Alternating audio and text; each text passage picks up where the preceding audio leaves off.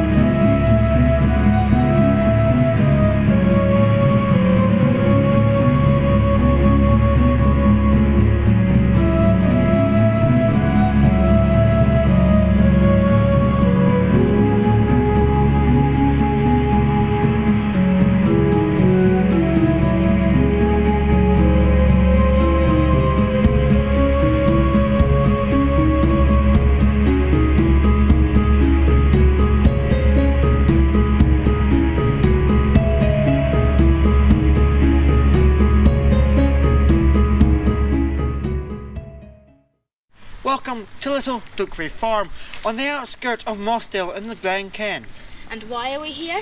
Well, this is where Crockett was born. Samuel Rutherford Crockett was born on the 24th of September 1859. The illegitimate grandson of a farmer, he was raised on the farm, and the surrounding Galloway landscape would inspire him to write some of his greatest work, beginning with the Raiders. It was here that the young Samuel Crockett grew up. Of course, in the 1860s, the farmstead here was only a single-storey house. But the view hasn't changed much.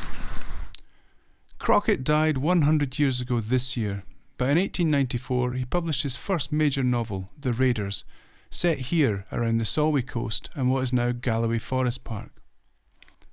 The Raiders brought Crockett a new and well-deserved celebrity, and it also brought the dramatic wilds of Galloway to a much wider audience. It's easy to see how such a landscape could inspire a writer, and many writers still come up to Galloway for that inspiration.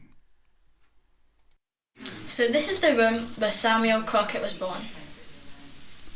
And this is the parlour where he perhaps honed his writing skills. Samuel had a pet sheep called Donald, who also lived in this paddock. Crockett's humble beginnings inspired him to greater things, and he set off for Edinburgh University, from which he graduated during the year 1879. 7 years later, he entered the ministry and became Minister of Penicuik in the Scottish borders. Interestingly though, during that year he also produced his first publication, Dulce Cor, which means sweet heart. Very soon he would leave the church to take up writing full-time. Crockett clearly had an affection for Galloway because he returned there in the 1890s and started work on his first novel, The Raiders. Crockett had holidayed in Auchenkeran in his youth, but when his uncle died, he inherited this cottage.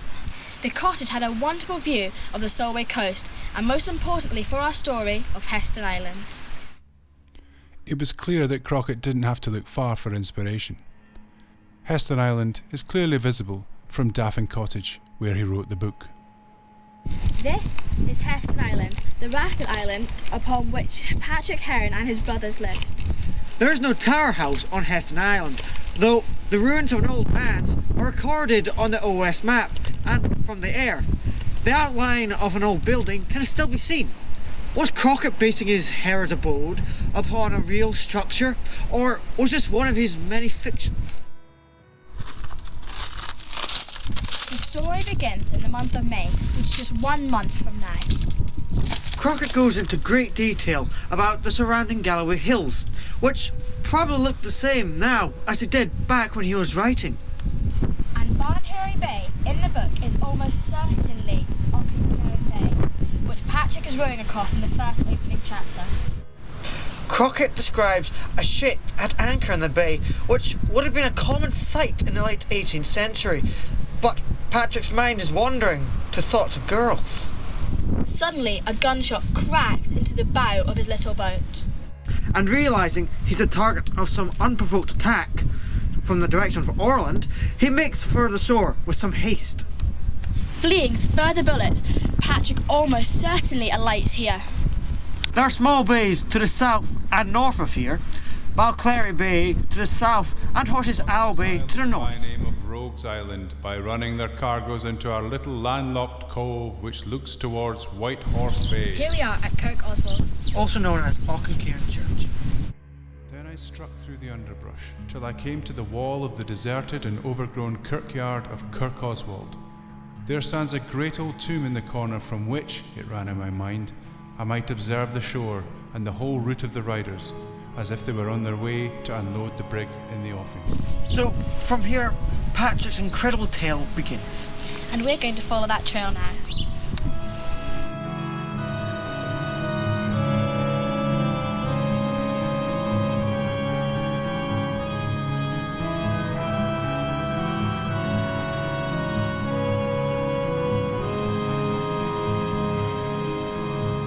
From here, Patrick journeys north, taking in the Old Brigadier, Clachanpluck, New Galloway, the Dungeon of Buchan, amongst several other places, before arriving in chapter 18 at Airyland Moor.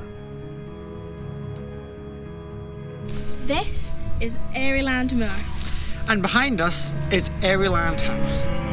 With some comfort from the little provisions Silver Sand had brought, we set out over the heather bushes of Airyland Moor. We went down a little glenside which opened from the hill where there were trees, birks and oaks, I think, as near as I could tell from the sound that their leaves made in the dry, cold north wind of night. We passed a row of cot houses by a mill dam and came down to the farm town of Airyland, where is a great steading. We heard the cows tossing their heads and jingling their chains in the byre, with a whole. As Samuel Tamson got so far in his tale, we were in the great corrie that lies to the west of the Black Craig o' Dee, between the Hill of the Hope and the Rig o' Craig Gilbert.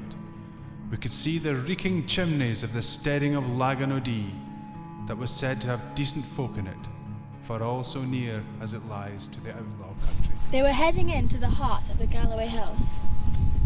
I struck up through the tangled brush of the thick wood which is called the Duchray Bank, where many hazels grow, to the top of the hill that looks towards Bennin and the valley of the Ken. Day was just beginning to show, which it does in early May, about 2 hours before the sun rises. The cold grey of the sky became the colour of a water of black water looms dark, silken grey, the bridge, a grey-purple arch spanning blackness. But a row of sparks flashes out at the bridgehead. Crack, crack, crack go the guns.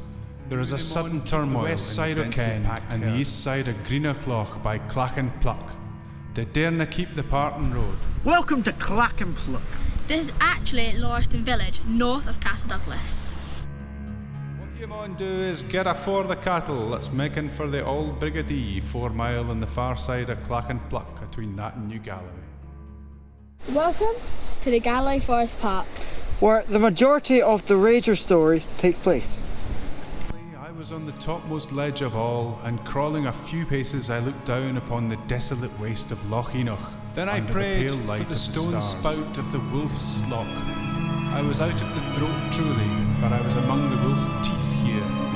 I had scouted the corby, but I was in the ern's claws, which expressions I waited for a long time, but we could hear no more of it, and from the doorway we could only see the great tide of snowflakes rolling steadily up the Dungeon of Buchan far below, and occasional swirls entering into the shelter. The ice sloped away from the edge, and there was a little quiver within me as I slid downwards, lest I should be slipping into such another chasm as I had seen open for me at the murder hole. of Loch Neldrican. But only the great flat met me, and I struck out softly. It was beautiful ice. Well, that's the end of our Raiders Trail.